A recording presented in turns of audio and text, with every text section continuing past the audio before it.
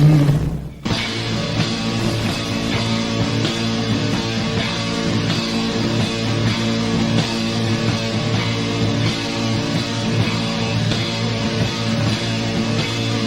Agent Morris with the NSA. We have identified some very, very interesting anomalous type of aircraft. Traffic is quite luminous and is exhibiting some non-ballistic motion, over. Move very rapidly at any speed or whether any direction it wanted to go. Flag could change and go to the right or the left or go crossways without hesitating a bit. What do you think it was? Well, if they call it a flying saucer, that's what it is.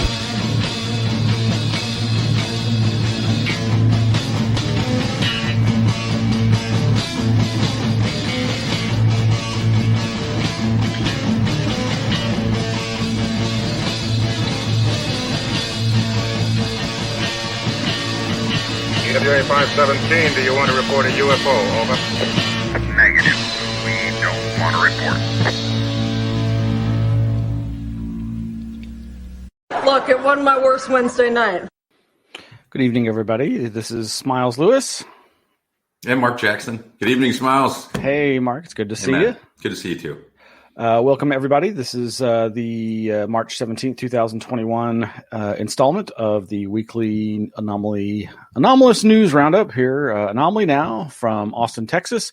This is the weekly show of the 501c3 nonprofit Anomaly Archives Scientific Anomaly Institute, and thank you so much for joining us. You know, just random aside, I know in our Flipboard links there is a Canadian ufologist, astronomer, media guy, Chris Rutkowski, who we've had on the show, has an article about the reality, or at least the rumors surrounding alleged alien spacecraft debris, and how that's kind of the loose basis for this new TV series called Debris, which really, so far just seems like it's kind of like, oh, X-Files meets The Fringe meets inspiration from quote-unquote recent UFO history, UAP history with the government's revelations and so forth.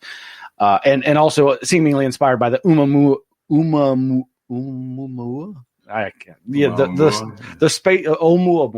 space rock that may have been a spacecraft, according to some that went through our system a couple of years ago. Avi Loeb, the Israeli scientist, I think he's the one that came out and finally said, look, this thing doesn't have the profile of a skinny rock. It's very flat, which is very rare in the cosmos, blah, blah, blah. So, yeah, I think that's what that's part of. Yeah. Your thing about the materials aspect of it, that was that gal from Rice that wrote the book, the professor from Rice University. I forget her name now.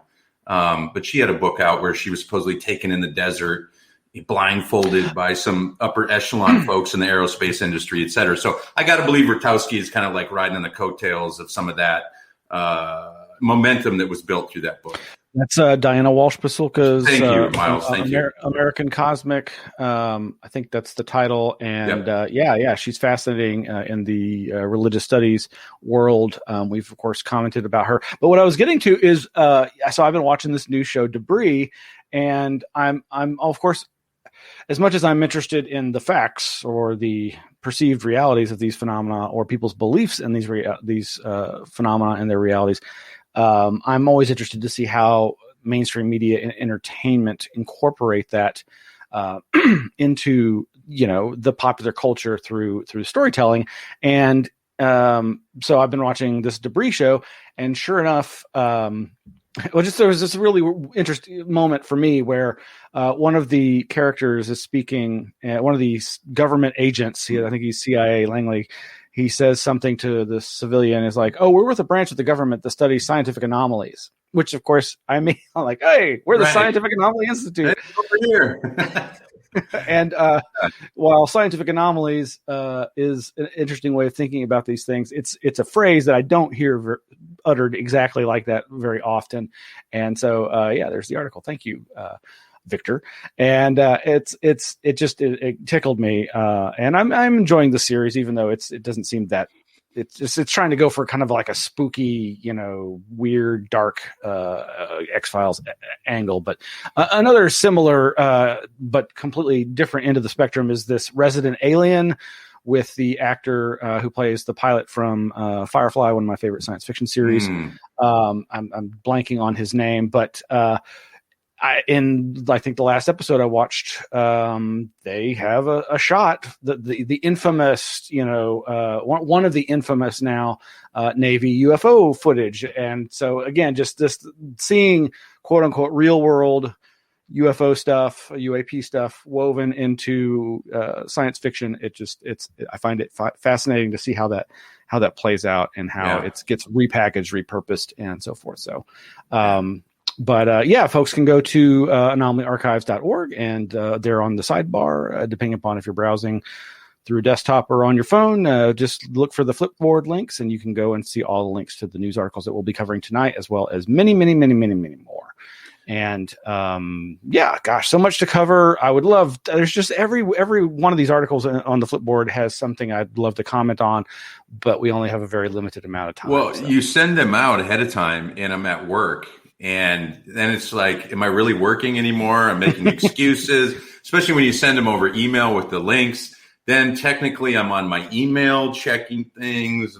Anyway, there's a gray area in there, but I appreciate the respite from the real world.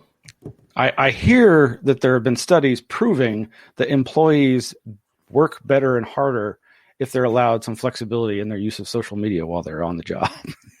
I don't know if that's true. I think it is. Sure. Yeah, I'm going to go with that. Let's make it so. Yes. Real quick, I did want to honor the memory of a good friend, Jim Beal. This fellow was a true treasure, and he still is, because he's still around us. He's part of the energy and the information of the universe. I believe it was in the mid 90s or late 1990s when I had the pleasure of first meeting Jim Beal. Of course, in the 90s, I was publishing my own zine called ELF Infested Spaces, Elf Infested Spaces, because I was obsessed with not just Terence McKenna and his Elf Infested Spaces ideas, but electromagnetics and the good, the bad, and the ugly as to their potential use, misuse, abuse for human physiology and the environment at large. And Jim Beal is an electromagnetics expert. That's how I think he came onto my radar. He was, I met him through a speaking engagement when he was talking at a local IONS group, the Institute of Noetic Science, founded by astronaut Edgar Mitchell. And I came to know Jim and his electromagnetics knowledge and his voluminous knowledge on all things esoteric, and both engineering and mysticism. He was an engineer who worked with NASA in the early days, helping get us to the moon. He had patents. I think he had created a new way of welding aluminum that I think, if I'm remembering correctly, involved electromagnetic fields to help increase the strength of those welds. And we'll post a link to that video there by our good friends, the Robesons, who put out their "What If It Really Works" series of interviews with luminaries in the fields of esoterics and mysticism, metaphysics. And but Jim was just a great guy, and I was so glad to have met him and to know him. And we came to be good friends. He and his wife Roberta, wonderful couple, and they were intimately involved in the 70s and 80s and onward New Age movement, and part of very close confidants of the people at the heart of the Monroe Institute, Bob Monroe, the guy who was seminal in trying to turn into a technology the ability to go into an altered state, such as the out-of-body experience or astral projection, as some know it. And anyway, at some point, Jim became such a good friend, and I was really wanting to help him as much as I could. And for a time, I was hosting and maintaining his website, emfinterface.com. Okay. Still up today. It hasn't been updated in a long time, and I haven't been involved with it in a long time. And sadly, over the last few years, I wasn't able to really interact with Jim as much as I would have liked to. But he and Roberta always showed up for all the Anomaly Archives events and the other many different conscious consciousness connections events here held here in the Austin, Texas, and Central Texas area, and it was such a pleasure to again sit in on a memorial that was honoring somebody who had touched so many lives, and that's, I guess, what I wanted to say. I'm glad you knew him, Miles. That's great. I didn't know that you knew him. I saw it up on the board and had no idea what the history was there. So thanks for sharing. That's great. He was active with all these local groups, this local consciousness community here in Austin, and he was helping keep it weird. That's for sure. He was a light and a gem and a gentleman. So. Well, Miles, my first introduction to Jim was through a phrase that caught me during an interview, and that was the disruption to the time constant. And that just like blew my mind. I was like, okay, wait, what is this? What is he talking about? It turns out he derives from, if I'm remembering this right, he's deriving this phrase from the 9/11 event, where there were multiple psi studies going, where random number generator studies were operating in the background right before 9/11. And they had a very consistent or anomalous sort of data output from these number generators that preceded the actual events of 9/11 on a scale that was not probable, essentially. And so if I remember this right, the disruption of the time constant notion is that for the first time in history, we collected data that probably electromagnetic waves were generated through precognition, I think is what he would call that, and was recorded for the first time. And of course, we always think about time as being a constant. You can't go forward or backward. But this data suggests there was an alteration in that constant, in that we registered an event before it happened. And, it took me a long time to unpack that. But that was like my introduction to Jim, and just was like, here we go. Yeah, and that's a whole other area that is something that he and I used to talk about. And they're actually one of those random number generators that was part of that network and that series of ongoing experiments. And they're still running. I think they've expanded their network worldwide. But it's the Princeton EDU Newosphere project. It's got a global consciousness project, GCP. I think it's got a couple different names. But yeah, it's an ongoing experiment, and they seem to have some evidence that these random number generators seem to go off random in time, and sometimes ahead of time, as in the case of the before the planes hit the towers, in that case with the 9/11 event. That's yet another fascinating area of study. And what a phrase. Well, in among the news articles that we're going to post the links to for tonight's show includes this idea of the Department of Defense versus the Freedom of Information Act. We've covered so much of this research by people like John Greenewald with the Black Vault, and there's just always so many others that are doing the yeoman's work of petitioning the government to tell us the truth, or at least to give us the documents that might help us understand the nature of what's really going on. And sure enough, this researcher over at that website that we just saw there, I think it's UAP Research, has been in contact with. Oh, I'm sorry. No, that's parallaxuap.blogspot.com. That's how the DOD is keeping tabs on UAP-related FOIA requests.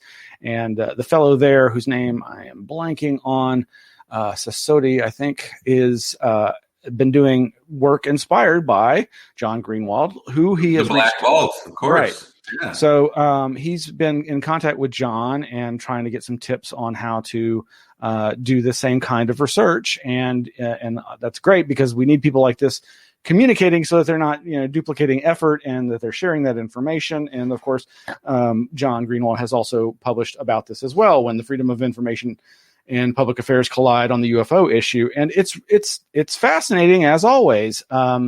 So in this constant look for information, they started getting, of course, they go after emails and not just documentation in the classic sense of white papers and printed reports and whatnot.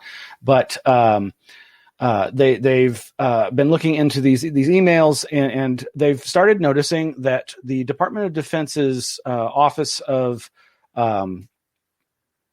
now I'm drawing a blank. The Naval Safety Center. Let me see if I can find this. The record quote, this is from Greenewald's article. The record was obtained by Mark Sassati, a FOIA researcher who blogs about his experience at his site called The Parallax.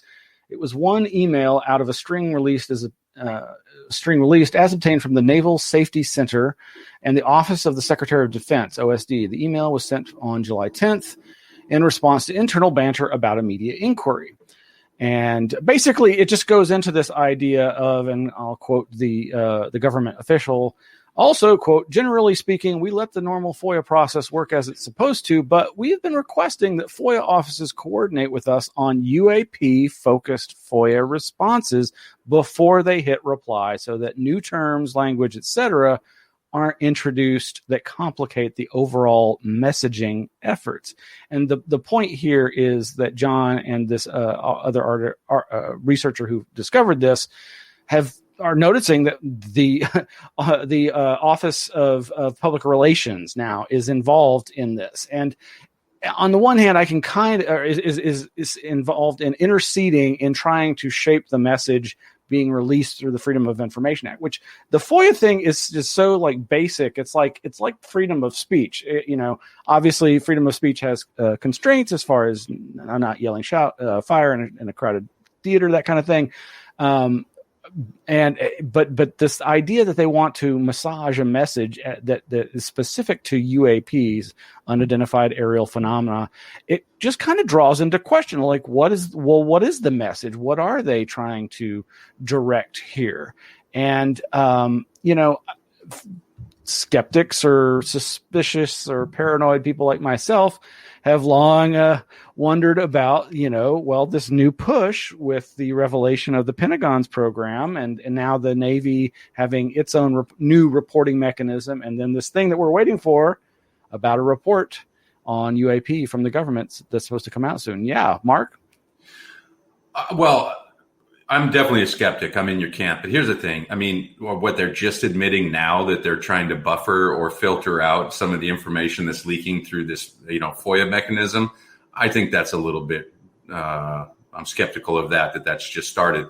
The other thing is, I think when you research a lot of this stuff, a lot of folks end up at the same spot. And that is, there's a realization that most of the most top secret or the John Greenewald's Black Vault actually resides within the private sector, which sidesteps the FOIA process entirely. So if you really want to keep something under wraps or covert, et cetera, budgets, technology, information, and the like, you need to get confidentiality, NDA agreements in place, et cetera.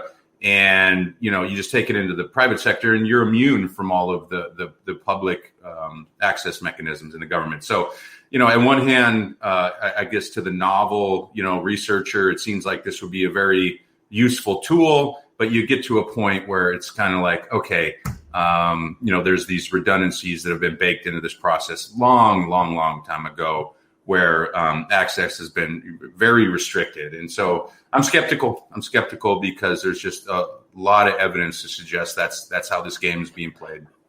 Yeah. And I've of course heard a lot about this idea of eluding access, the public's access to documentation via FOIA by doing like what you're describing, compartmentalizing it, not just in government black programs as where we can't get the FOIA stuff by nature of it being a black program, but outsourcing, contracting, and that sort of thing. I have heard some contradiction to that assertion, but to me it seems highly likely that happens at least to some degree. And that's then. So yeah, you're going to petition the Bigelow's aerospace company, and I was going to bring that up. The Skinwalker Ranch. John Greenewald did this really great piece on the information that was isolated behind the whatever paywall of Skinwalker Ranch and everything that took place there and the amount of government money that was being funneled into there through the decades. So I think that's a great name drop to demonstrate exactly what we're talking about. I mean, you can't separate private NDA / black budget money more so than Bigelow, because it's like a unkept secret or something, his involvement in all this stuff. But anyway. Well, we're going to keep an eye on that as we continue to report on the ever-evolving news coverage of revelations regarding the government and the military and the UAP UFO phenomena. So we'll see where that all leads. But yeah, to some degree, I agree. I think in a lot of ways, I used to joke. I think I actually may have said this to Stanton Friedman once at a lecture. Was like, well, don't the Illuminati have paper shredders? Joking. Yes. They had scanners. They had scanners long before us, and they also had Word to PDF converters, long before us. But. So on the subject of ancient human civilizations, we've got a couple of interesting headlines, and this. So let's start with this something that people don't think of like as a technology, a woven basket. Like, okay, what does this tell us about the ancientness of human civilization? Well, I just find it fascinating, this idea that something that kind of fragile could have survived for what, 10,000 years?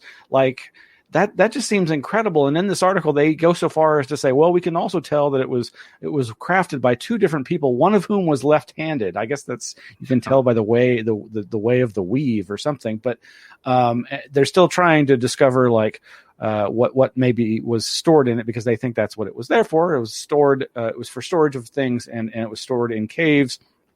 And the other interesting aspect of this, besides just the sheer age of this, and I guess what I really want people to think about with regard to a story like this is just to really imagine how old humanity is. Because, okay, whether they had aqueducts or electricity or solar panels, the fact that you're weaving baskets and you're storing things in them and you're putting that in the storage place that's like a cave for future use, I mean, that's just basic human existence. And I don't think people really have a clue. They just don't think about the fact that we've been on this planet for so long. And more often than not, I'm harping on, other discoveries that just keep putting human civilization further and further back. And 10,000 years is not that far back compared to some of these discoveries of things that make you go, whoa, how is that possible? That totally changes everything I was taught in school. But that just keeps happening and happening and happening. But Miles, that's a reflection of the scientific community's predisposition to ignore evidence that, we'll use the term again, that's anomalous to what the convention is of any given period, right? So, I would say that the actual date of human, or what we would consider to be modern human civilization, is an order of magnitude greater than 10,000 years, something Absolutely. more like 100,000, yes. 150,000. And then there are some claims, there's some wild claims that we're talking a quarter, 500,000 years. And there's a lot of geologic evidence to explain how that could be possible. Let's take the basket, for example. We know today that there are Asian continents, African continents, American continent civilizations that still use baskets as their preferred modality for moving things around. All you have to do is take plastics and the hydrocarbon industry out of any given civilization, and you're basically at the woven basket level. So you're basically talking about one technology that boons this other sort of modality that moves away from organics like woven things or plant-based materials into this sort of synthetic material thing. And then we have to realize that, in NASA, they were building space shuttles, and then people are still using woven baskets. So there's not only is there a time disparity between the use of different material sciences, but there's also a geographic component to this too. So, we can't get too locked into this notion that the entire globe has adopted one technology simultaneously. They're independent of each other based on geography and time, like I was mentioning. In fact, there's some theories that the Scandinavian languages were born out of isolation from the rest of the world, the Roman cultures or the Latin-based languages, due to glaciation. And they spent 10,000 years isolated from the rest of the world, which is why they have their language that's so different from every other language on the planet. So you can even look at language as a technology in the way physical and temporal barriers have caused these changes and very different approaches to everyday use. And so, if we juxtapose that to this other series of stories, and again, this doesn't push it back as far as what you're saying. Some of the speculation goes, and I agree firmly that there definitely seems to be evidence that I find very compelling that has human civilization, human technology of a sort going much further back, even further than 10,000 years. And I'm no expert on that area, but this other story about the Antikythera mechanism, this is one of those mysteries that's just been sitting there for so long, discovered during a dive off the coast of Antikythera, a Greek island in the Aegean Sea. This is a Roman-era shipwreck where they found this mechanism. It looks like a clock or something like a clock. And but it's so much more complex, and the more people have dug into this and X-rayed it and done all these different scans over the course of the last 100 years or so, more and more information keeps coming about. But the dating of it appears to be dating back more than 2,000 years, and it is considered to be like the earliest analog computer. That really gives us an insight into the cosmological view of the people of that time. But this device apparently had a series of rings that charted the motions of Mercury, Venus, Mars, Jupiter, Saturn, the known planets of the time, as well as the path of the sun, the phases of the moon, and positions of the zodiac, and apparently Olympic events. So this, but this, one has to wonder. This would seemingly, because there's nothing else that we found quite like it in this time period, then it seems like a true anomaly for that time period. Like, how could somebody in that era have such a device? I mean, clearly they would have been, an elite or a wealthy family or something. But it's just been fascinating, and now they seem to have come to some conclusions about it and have a better idea of the nature of it. And it's just one of these, like, wow, it only took 100 years or so to understand it. But a great example of how on one side of the planet you could have a highly advanced civilization, and at the same time on the other side of the planet you have a very a very antiquated or indigenous or whatever, choose your descriptor there. But again, this disparate nature of distribution of technology, this is a great example of it. And I really love the continuity across the stories in the Flipboard and the fact that you isolated these two, because for everybody out there, if you want to get a better sense and dig a little further into this and try to understand the simultaneous nature of some of these technologies in either the advancement or the lack of advancement, here's a great reference for you. And that's kind of what we do here at the news, updates, et cetera, each week. And so thanks for that, Miles. Great examples. Yeah, the article over at Vice ends with, unless it's from outer space, we have to find a way in which the Greeks could have made it. That's the next stage. And the exciting bit is, I think that's the final piece of the jigsaw. So the mystery still has a few corners left untouched. So. And then, I guess why don't we end the show with, we've got about 4 different links in the last week or so's roundup of news headlines over at the Flipboard that focus on parapsychological or paranormal oriented scientific investigations.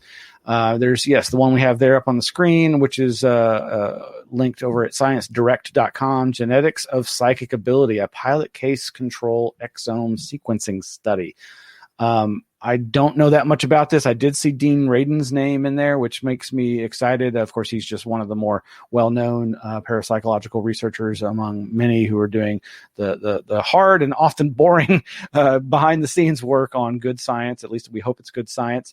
Of course, this isn't linked in this week's Flipboard, but it reminds me of the work of Gary Nolan, who has worked with everybody from Stephen Greer to Bob Bigelow and NIDS, and who has also been looking into the possibility of genetic markers that are indicative of people who've had close encounters, abduction, paranormal UFO type experiences, and possible brain structures that might have some kind of antenna effect. But some of the other links, one is they're looking for subjects in the Windbridge Afterlife Acceptance and Validity Surveys, WAAVS, WAAVS. There's a link there that we'll post in the show notes. And then there's a couple of flashbacks to some older research with the Gansfeld experiments. These are fascinating experiments that I've always been excited about because it has to do with classic ESP and the Gansfeld. You can always, if you're wondering what Gansfeld means or is, ping pong balls on the eyes. That'll usually ring the bell. But the Ganzfeld experiments usually had somebody in a rested state in a secluded room with the halved ping pong balls over their eyes and some other kind of light or sound to kind of create a calming background. And these usually involved a sender. It's kind of like remote viewing, but before remote viewing was really being practiced, I think. Anyway, the link we have there is actually from an article from back in 2013. And this was a really interesting explication of the history and some of the critiques from skeptics who were like Ray Hyman, I think, who was very critical of the methodology and the author of the research that he was critiquing. They went back and forth, but then they got together, and even though they didn't come to a conclusion about the nature of the data, they did come to agreements about the deficiencies of the research methodology. And so I thought that was a good example of how these two sides can get along, even if they don't agree on the interpretation of the results. And then lastly, our friend Brent Rains over at Alternate Perceptions magazine, there had an interview that he did several years ago with William Henry Belk, one of the original pioneering giants in the paranormal field. So that's over at apmagazine.info, and we'll of course put all the links in tonight's show notes. So, hey, so before we round up the show, I'm excited to announce that I think I mentioned this last week, but this Friday night, I'm going to be the guest on Truth Wanted, a local, I was going to say Access TV show. That's where its origins were, kind of. But the ACA, Atheist Community of Austin, has a series of streaming shows on their YouTube channel. And, they have different channels for all the different shows. You can go to youtube.com/truthwanted, one word. Okay. And it'll be live streaming there from 7 p.m. to 8:30 p.m. That's an hour and a half call-in show. And there's a call-in number that you can call and ask me a question. And it's you can also listen by your computer. There's links that'll enable you to do that. So I'm just really excited about that and thankful that they've reached out and to have me as a guest. And hopefully I'll represent the Anomaly Archives appropriately. So. Man, I'm going to think of a really hard question for you. Well, yeah, I mean, it's not hard to stump me, but yeah, hopefully we'll have some good conversations. That's really. It sounds really fun. I'm looking forward to it too. It's going to be obviously a mostly skeptical crowd, skeptical of paranormal claims and evidence, and but the nature of the show is, what do you believe and why do you believe it? And I really am looking forward to that because I recognize that, my belief doesn't always represent, reality. Like, there's a rational point at which I get to, and then I'm like, well, I don't have evidence for this, but I think it's this way. So anyway, so that's at youtube.com/truthwanted. And of course, you can find the links over at anomalyarchives.org. And I guess that's it for tonight. Mark, any other closing information we should throw out there? No, just great news roundup. Miles, as always, everybody go to Flipboard. Miles always does the hard work for everybody there. You don't have to spend all the search time, so you can really spend your time at work very focused on what it is you're interested in versus wasting all those precious minutes searching around. So anyway, there's a benefit there as well. All right. Well, thank you, everybody, and good night. We'll see you next week. Thanks, Miles.